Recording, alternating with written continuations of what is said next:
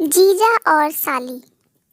राकेश ने कार रोकी और उतरकर सलोनी के घर का दरवाज़ा खटखटाया।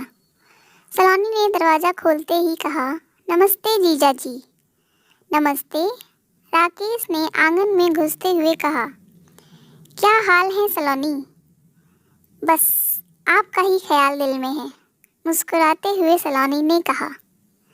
कमरे में आकर एक कुर्सी पर बैठते हुए राकेश ने पूछा, मामी जी दिखाई नहीं दे रही हैं, कहीं गई हैं क्या? कल पास के एक गांव में गई थी, वे 1 घंटे में आ जाएंगी। कुछ देर पहले माँ का फ़ोन आया था। आप बैठो, तब तक मैं आपके लिए चाय बना देती हूँ। राजन तो स्कूल गया होगा। हाँ, वह भी 2 बजे तक आ जाएगा, कहते हुए सलोनी जाने लगी। सुनो सलोनी। हाँ, कहो, सलोनी ने राकेश की तरफ देखते हुए कहा। राकेश ने उठकर सलोनी को अपनी बाहों में भरकर चूम लिया। सलोनी ने कोई विरोध नहीं किया। कुछ देर बाद वह रसोई में चाय बनाने चली गई। राकेश खुशी के मारे कुर्सी पर बैठ गया। राकेश की उम्र 35 साल थी। सांवला रंग, तीखे नैन नक्श। वह यमुनानगर में अपने परिवार के साथ रहता था। उसके परिवार में पत्नी बबीता, 2 बेटे, 8 साल का राजू और 5 साल का दीपू था। राकेश प्रॉपर्टी डीलर था। सलोनी बबीता के दूर के रिश्ते की मामा की बेटी थी। वह जगतपुरा गांव में रहती थी। उसके पिताजी की 2 साल पहले खेत में सांप के काटने से मौत हो गई थी। परिवार में माँ और छोटा भाई राजन थे। राजन 10वीं कक्षा में पढ़ रहा था। गांव में उनकी जमीन थी। फसल से ठीक ठाक गुजारा हो रहा था।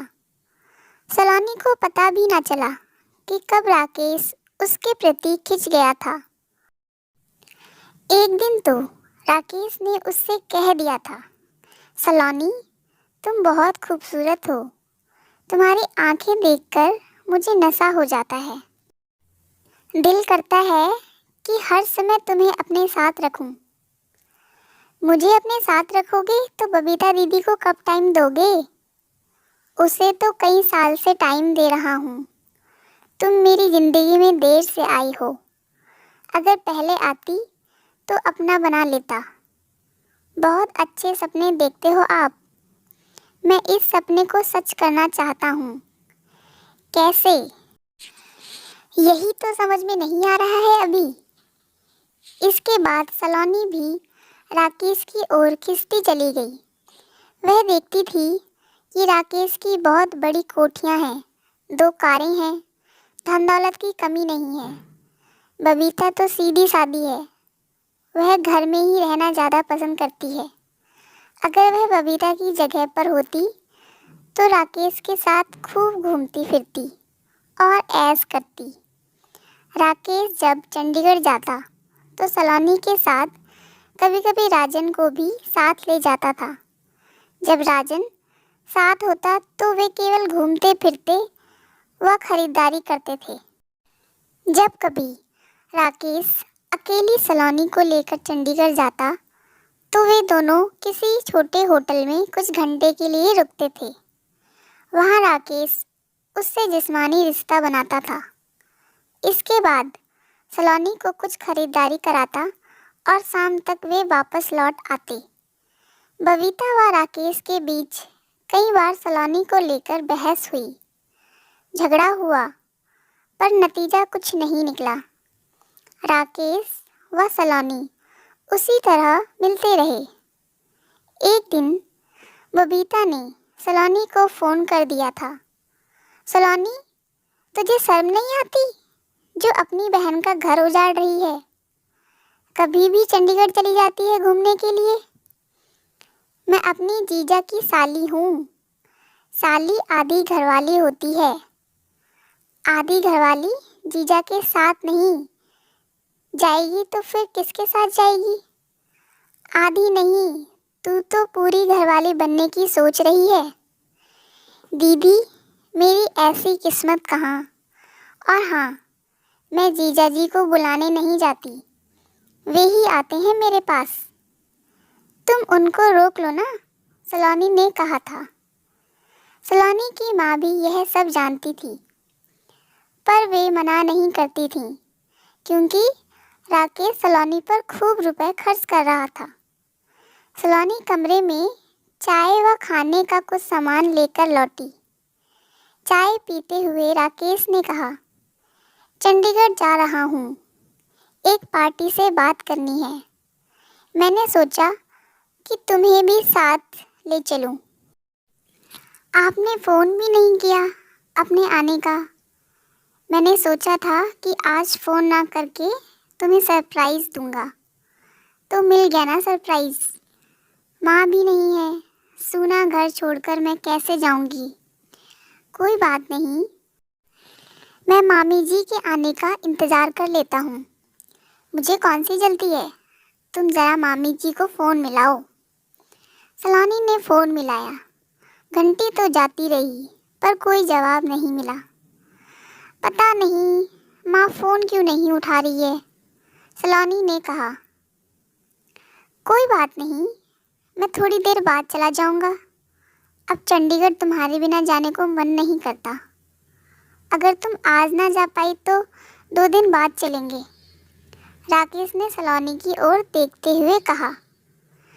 कुछ देर बाद सलोनी की माँ आ गई। वे राकेश को देखकर बहुत खुश हुईं और बोली, और क्या हाल है बेटा, बच्चे कैसे हैं, बबीता कैसी है, कभी उसे भी साथ ले आया करो। वह तो कहीं आना जाना ही पसंद नहीं करती मामी जी। पता नहीं कैसी आदत है बबीता की, कहकर मामी ने मुंह बिचकाया। मामी जी, मैं चंडीगढ़ जा रहा हूँ, सलोनी को भी साथ ले जा रहा हूँ। ठीक है बेटा, शाम को जल्दी आ जाना। सलोनी तुम्हारी बहुत तारीफ़ करती है कि मेरे जीजा जी बहुत अच्छे हैं, वे मेरा बहुत ध्यान रखते हैं। सलोनी भी तो किसी से कम नहीं है, राकेश ने मुस्कुराकर कहा। कुछ देर बाद राकेश सलोनी के साथ चंडीगढ़ पहुंच गया। एक होटल में कुछ घंटे मस्ती करने के बाद वे रोज गार्डन और उसके बाद झील पहुंच गए। शाम हो चुकी थी। वापस नहीं चलना है क्या, सलोनी ने झील के किनारे बैठे हुए कहा। जाने का मन नहीं कर रहा। क्या सारी रात यहीं बैठे रहोगे? सलोनी के साथ तो मैं कहीं भी सारी उम्र रह सकता हूँ। बबीता दीदी से यह सब कहकर देखना। उसका नाम लेकर क्यों मज़ाक ख़राब करती हो? सोचता हूँ कि मैं हमेशा के लिए उसे रास्ते से हटवा दूँ। दूसरा रास्ता है कि उससे तलाक ले लूँ। उसके बाद हम दोनों खूब मज़े की ज़िंदगी जिएंगे, राकेश ने सलोनी का हाथ अपने हाथों में पकड़कर कहा। पहला रास्ता तो बहुत खतरनाक है, पुलिस को पता चल जाएगा और हम मज़े करने के बजाय जेल में चक्की पीसेंगे। बबीता से तलाक लेकर पीछा छुड़ा लो, वैसे भी वह तुम्हारे जैसे इंसान के गले में मरा हुआ सांप है, सलोनी ने कहा। अब सलोनी मन ही मन खुश हो रही थी कि बबीता से तलाक हो जाने पर राकेश उसे अपनी पत्नी बना लेगा। वह कोठी, कार और जायदाद की मालकिन बनकर खूब ऐश करेगी। एक रेस्टोरेंट में खाना खाकर जब राकेश व सलोनी कार से चले तो रात के 8 बज रहे थे। राकेश ने बबीता व सलोनी की माँ को मोबाइल फ़ोन पर सूचना दे दी थी कि वे 2 घंटे में पहुँच रहे हैं। रात के 12 बज गए। राकेश व सलोनी घर नहीं पहुँचे तो माँ को चिंता हुई। माँ ने सलोनी के मोबाइल फ़ोन का नंबर मिलाया। फ़ोन पहुँच से बाहर है, सुनाई दिया। राकेश का नंबर मिलाया, तब भी यही सुनाई दिया। कुछ देर बाद बबीता का फ़ोन आया। मामी जी, राकेश अभी तक चंडीगढ़ से नहीं लौटे हैं। वे आपके पास सलोनी के साथ आए हैं क्या? उन दोनों का फ़ोन भी नहीं लग रहा है। मुझे तो बड़ी घबराहट हो रही है। घबराहट तो मुझे भी हो रही है बबीता। चंडीगढ़ से यहाँ आने में 2 घंटे भी नहीं लगते। सोचती हूँ कि कहीं जाम में ना फंस गए हों, क्योंकि आजकल पता नहीं कब जाम लग जाए। हो सकता है कि वे कुछ देर बाद आ जाएं, मामी ने कहा। पूरी रात आंखों आंखों में कट गई, पर राकेश व सलोनी वापस घर नहीं लौटे। सुबह पूरे गांव में यह खबर आग की तरह फैल गई कि कल दोपहर सलोनी और राकेश चंडीगढ़ गए थे। रात लौटने की सूचना देकर भी नहीं लौटे। उनका कुछ पता नहीं चल रहा है। बबीता व मामी के साथ 3-4 पड़ोसी थाने पहुंचे और पुलिस को मामले की जानकारी दी। पुलिस ने रिपोर्ट दर्ज कर ली। पुलिस इंस्पेक्टर ने बताया, रात चंडीगढ़ से यहाँ तक कोई हादसा नहीं हुआ है। यह भी हो सकता है कि वे दोनों कहीं और चले गए हों। दिन बीतते चले गए, पर उन दोनों का कुछ पता नहीं चल सका। जितनी मुंह उतनी बातें। वे दोनों तो एक दूसरे के बिना रह नहीं सकते थे। वे तो चंडीगढ़ मज़े करने के लिए जाते थे। राकेश का बस चलता तो सलोनी को दूसरी पत्नी बनाकर घर में ही रख लेता। सलोनी ने तो उसकी रखैल बनने को भी तैयार थी। सलोनी की माँ ने तो आंखें मूंद ली थी। 2 साल बाद एक दिन सड़क किनारे मशीन द्वारा जमीन की खुदाई करने का काम चल रहा था, तो अचानक मशीन में कुछ फंस गया। देखा तो वह एक सफ़ेद रंग की कार थी, जिसका सिर्फ ढांचा ही रह गया था। उस कार में 2 नर कंकाल भी थे।